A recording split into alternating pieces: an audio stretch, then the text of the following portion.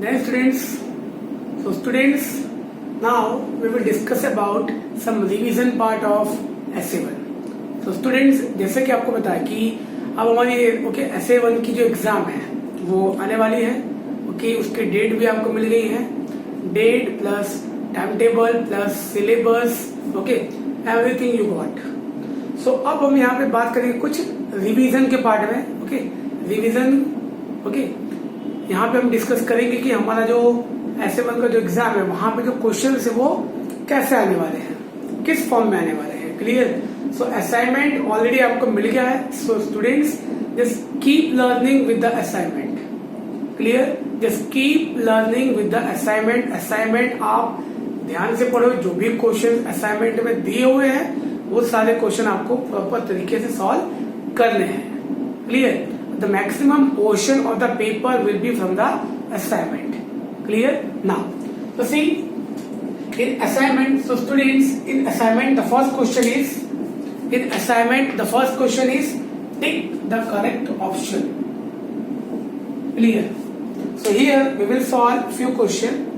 So students, जैसे कि आपको पता है कि हमारे पेपर में आपको असाइनमेंट में ऑप्शन के जो करेक्ट आंसर्स है वो भी आपको दिए हुए हैं. क्लियर. सी, अब यहाँ पे कुछ हर एक क्वेश्चन के दो तीन क्वेश्चन हम यहाँ पे सॉल्व करेंगे आंसर के साथ. See, first see, the first question will B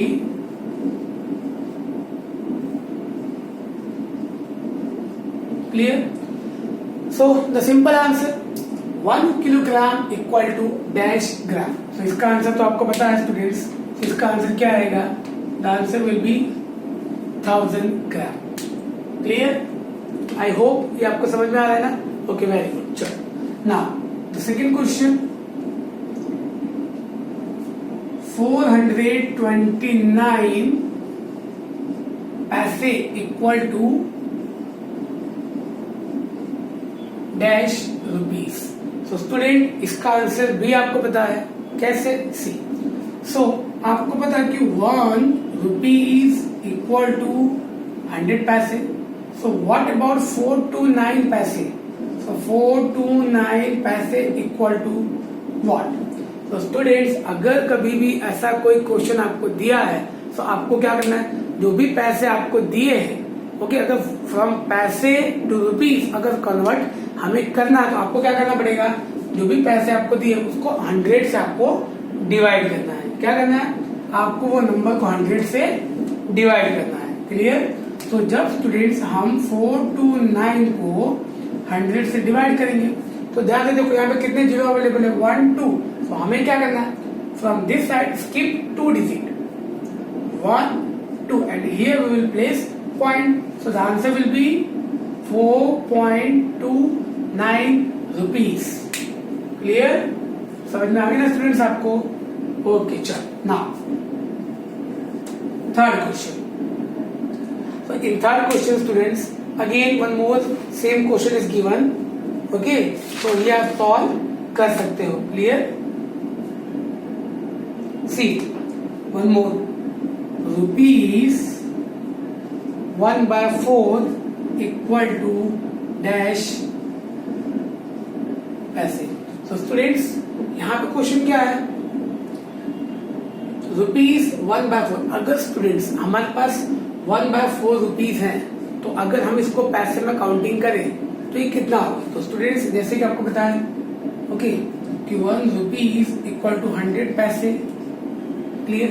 अब आपको क्या करना है, इसका 1/4 पार्ट करना है. तो आपको इसको क्या करना है, 4 से डिवाइड करना. तो जब आप इसको 4 से डिवाइड करोगे तो आपका आंसर कितना आएगा, 25. तो 1/4 इक्वल टू 25 पैसे. क्लियर. समझ में आ गया आपको ना. One more question. तो students, the common factor of the common factor of 16 and 12. 16 and 12 is dash. So students, already मैंने आपको कॉमन फैक्टर बताया है कि कैसे हम कॉमन फैक्टर निकाल सकते हैं। सो स्टूडेंट्स ओके, मैं आपको यहाँ पे बता दूं ये क्या है 16, नेक्स्ट 12। तो हमें ये बताना स्टूडेंट्स कि ये दोनों में कौन सा फैक्टर कॉमन है।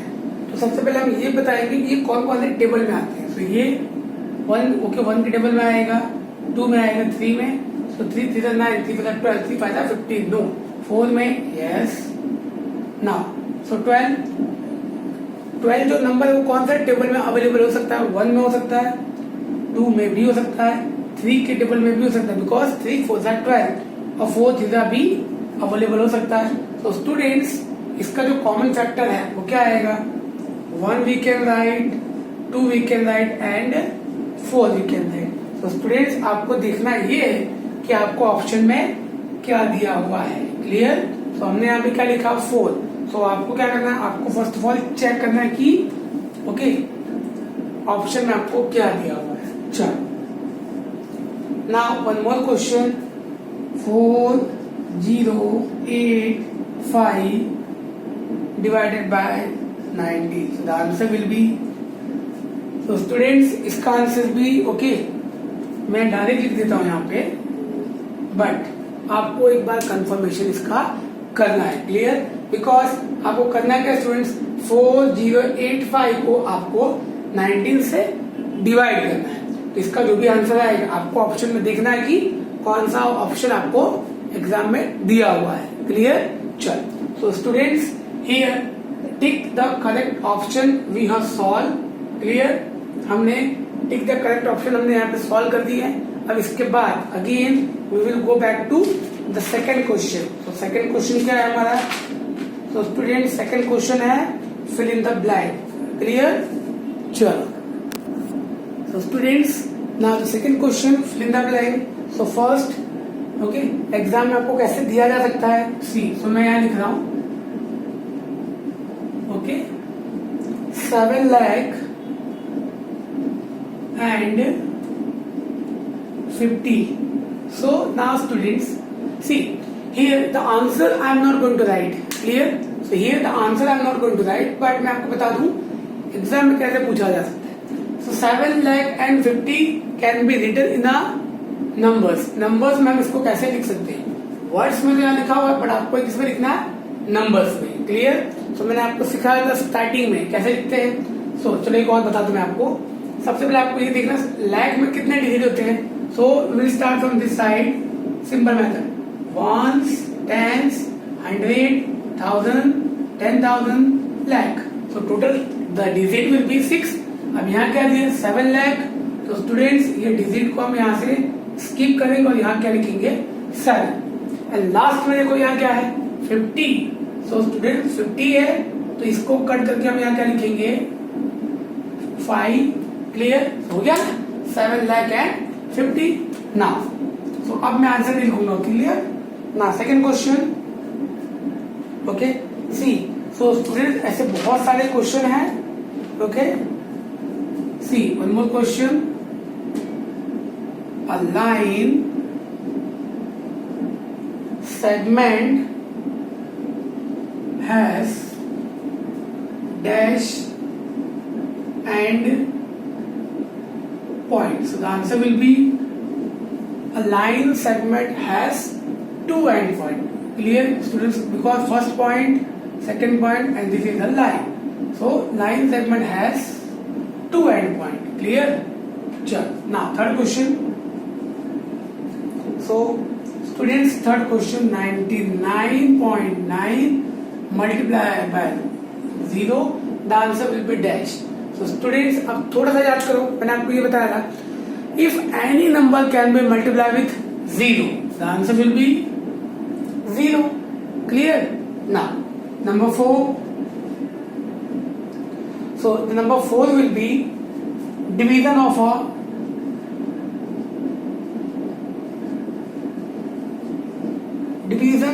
a number by 0 is not, so the answer will be students not possible because division of a number by zero. For example student, यहाँ पे एक नंबर है 25. क्या ये नंबर को हम डिवाइड कर सकते हैं जीरो से? नो. ओके, 25 को जीरो से डिवाइड नहीं कर सकते. तो हमारा ओके, हमारा आंसर क्या आएगा? Not possible. क्लियर? चलो, now one more question. 1/4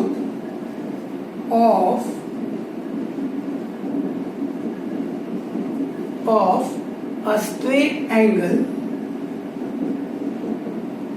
is dash. So students, आपको ध्यान 1/4 of a straight angle. सबसे पहला question student, 1/4 of a straight angle. आपको देखना है कि स्ट्रेट एंगल क्या होता है. तो चैप्टर नंबर 2 में हमने डिस्कस किया था स्ट्रेट एंगल क्या होता है. क्लियर? सो डायरेक्टली मैं लिख देता हूँ आंसर यहाँ पे. सो the answer will be 45 degree. So students, I think the straight angle is 180 degree ना. क्लियर? चलो, सो अब क्वेश्चन क्या पूछा है स्टूडेंट्स? 180 का 1/4 मीन्स 1/4. सो आपको क्या करना है? इसको डिवाइड करना है. क्लियर? 4 जा 16. Okay, 2 will be carry here, so 20. So 4 5 जा 20. So the answer will be 45 degree. Clear? चलो, तो students again I am telling you okay कि असाइनमेंट में जो भी क्वेश्चंस आपको दिए हैं okay, only that questions you have to prepare. Clear? First of all पहले फोकस वहां पे करना, उसके बाद किसी और क्वेश्चन को आप स्टडी कर सकते हो. Clear? So now question number 2 also we have discuss. So students, आपके असाइनमेंट में ओके अप्रोक्स 20 to 25 क्वेश्चंस हैं, but here okay we are solving only 5 now. So this is also completed. Now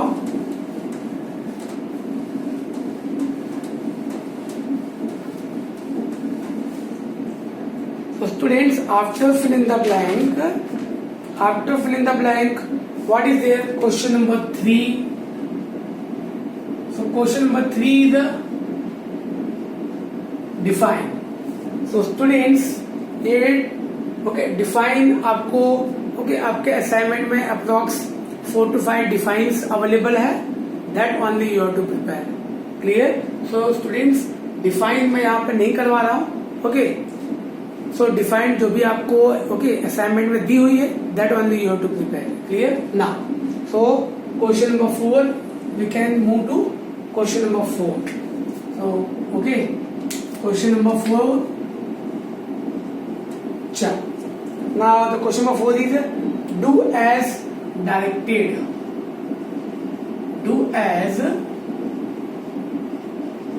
directed. अब students, अब आप पूछोगे sir do as directed में question कैसे आएंगे? तो स्टूडेंट्स मैं आपको बता दूं. The first question okay this way. Okay, convert into CM. Okay, convert into CM. तो ये ऑलरेडी आपको पता है कि ये क्वेश्चंस को कैसे सॉल्व करते हैं. Clear? So convert into CM. So वो एक क्वेश्चन मैं आपको करके दिखाता हूं. Now here the question is given 2 mm. Okay, so total approx okay 15 questions are there. So 2 mm. So students, अब मैं आपको बताऊं, आपने ये पढ़ा हुआ है कि 1 सेंटीमीटर इक्वल टू 10 mm. अब ये तो आपको पता ही ना. So आपको ये कन्वर्ट करना है. ओके, 2 mm किसमें कन्वर्ट करना है? सेंटीमीटर में. So again 1 centimetre equal to 10 mm. So what about 2 centimeter? Sorry, what about 2 mm? So 2 mm means you don't know. Just place a question mark. So again cross multiply. 2 will be multiplied with 1. So 2 will be multiplied with 1, and 10 will be multiplied with x. So 10 will be multiplied with x. Now take 10 the okay 10 यहाँ कहाँ लिखेंगे? Upon में. तो answer क्या आएगा students? 2 1 2 upon 10. तो यहाँ पे कितने जीरो है नीचे? 1. So will place okay 1 point और ये. तो क्या आएगा? 0.2 सेंटीमीटर. So clear? सो इसका आंसर क्या आएगा 0.2 सेंटीमीटर। क्लियर। मैं आपको एक ट्रिक और बताता हूँ स्टूडेंट्स, जब हमें कन्वर्ट करना है, कन्वर्ट इनटू सेंटीमीटर, कहां से कन्वर्ट करना है, from mm to cm। So आपको क्या करना है, you have to divide the number by 10 but with a proper method. Clear. आपको क्या करना है, आपको नंबर को 10 से डिवाइड करना है, बिकॉज ये जो रिलेशन है ये आपको पता है 1 centimetre equal to 10 mm। Clear. So you can divide this and you will get the answer. चलो नाउ इसके बाद स्टूडेंट्स इसके अंदर एक और हो सकता है, okay, convert into metre.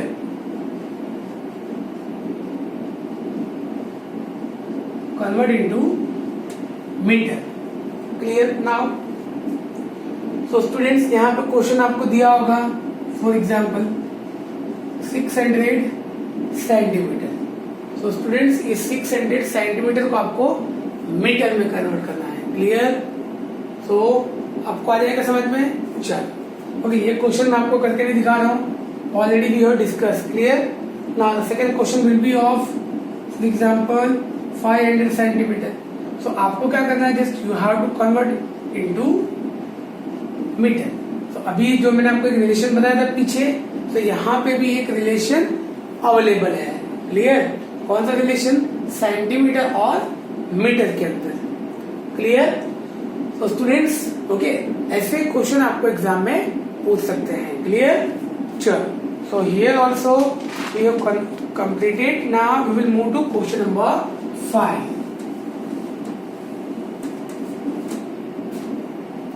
Now question number 5 will be solve the following। क्लियर। तो student solve the following total कितने हैं हमारे ओके असाइनमेंट में 18। तो total solve the following students 18 है and we have to solve this with a proper method। तो मैं आपको एक क्वेश्चन बता देता हूँ। तो क्या क्वेश्चन है, फॉर ट्रैवलिंग स्टूडेंट्स, चलो मैं क्वेश्चन लिखता हूं पहले। For travelling 5 kilometre we required 1 hour। Okay. So calculate time required to cover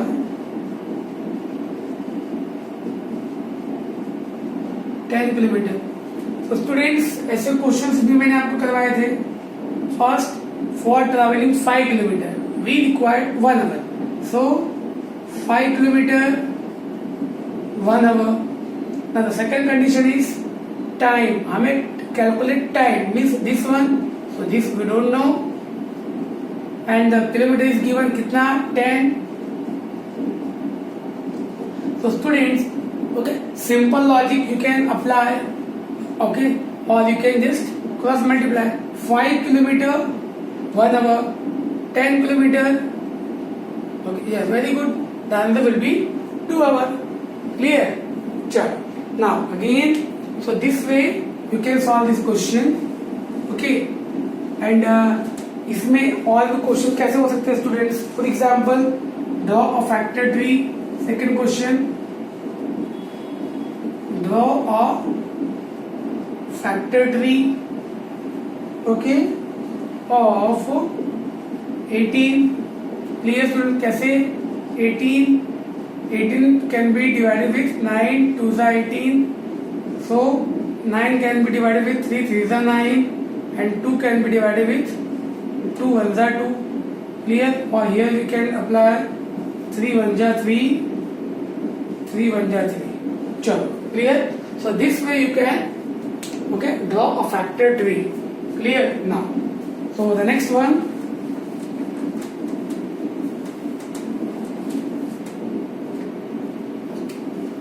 third question, solve 73 multiply by 58। तो स्टूडेंट्स ये कैसे सॉल्व करना है, विद द स्क्वायर मेथड और you can write a split method. Clear? 73, so 73 can be written as 70 plus 3 and 58 can be written as 50 plus 8. Clear? Now just make a box. The answer I will not solve. Clear? Sure. Okay. Now, so 70 plus 3, okay, and 50 plus 8. ये box बना के कैसे मैं आपको सिखाया था, clear हो जाएगा ना। 70 then 3 then 58. Here we will write 70 multiplied by 50. Here we will write 3 multiplied by 50. Clear? तो लास्ट में क्या करेंगे, हम सबको ऐड कर देंगे and you will get the answer. Clear? चलो now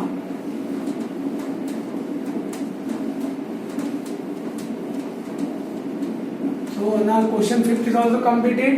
Now question number 6. Question number 6 कौन सा है हमारा, तो स्टूडेंट्स यहाँ पे फाइंड द वॉल्यूम भी हो सकता है। Clear? Question number 6, do as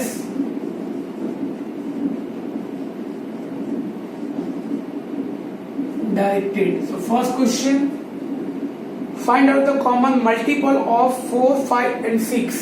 So students, common multiple of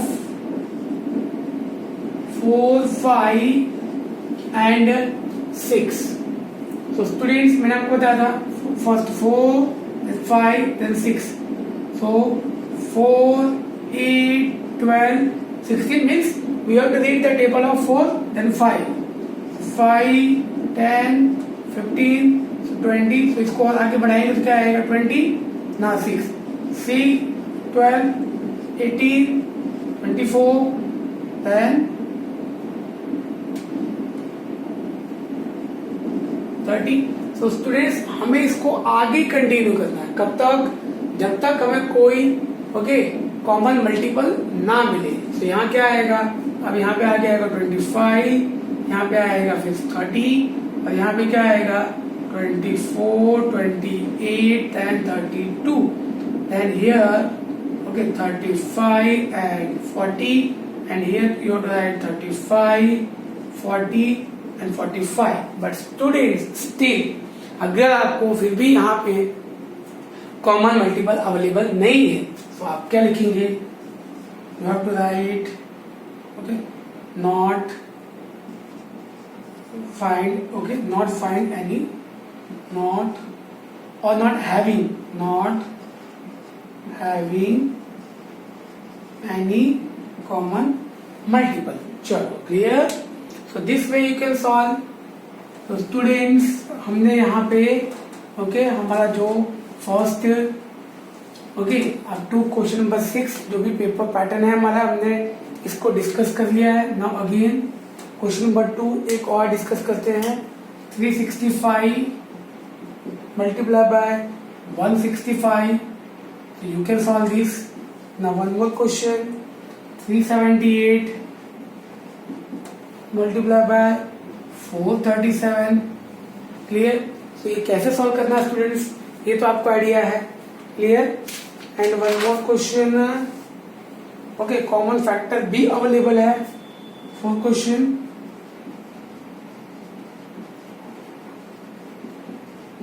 common factor of 6, 10 and 40। तो कॉमन फैक्टर मतलब स्टूडेंट्स ओके ऐसा कौन सा टेबल है जिसमें ये तीनों ओके नंबर्स अवेलेबल है। क्लियर? सो आई होप कि ये आपको यहां तक समझ में आ गया होगा। Clear students? सो जय हिंद and best of luck for the exam. So जो भी पेपर पैटर्न है students according to the paper style okay assignment आपको मिल गया and we have discuss according to the paper style. Clear? जय हिंद स्टूडेंट्स।